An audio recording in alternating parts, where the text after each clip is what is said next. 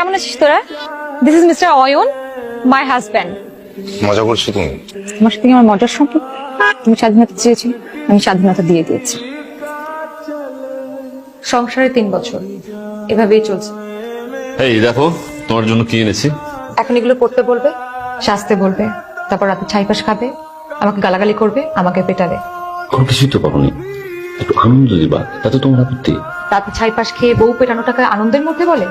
শুধুমাত্র আমার বাবার কথা চিন্তা করে আমি তোমাকে বিয়ে করেছিলাম, আর সেটার প্রতিদিন তুমি আমাকে এখন দিচ্ছ। না দেখলাম ভাবির মুখ, না দেখলাম বাচ্চা কাচ্চার মুখ, তাড়াতাড়ি একটা লয়ে লন। হবে, হইলে জানতে পারো, তুমি যাও। ভাই অনেক দিন তো হইলো আপনাকে আর ভাবিকে দেখি। আমরা চাচা হবো কবে ভাই? কাজ নেই কোনো? আসে না একটা ছবি তুলি ভাইয়া।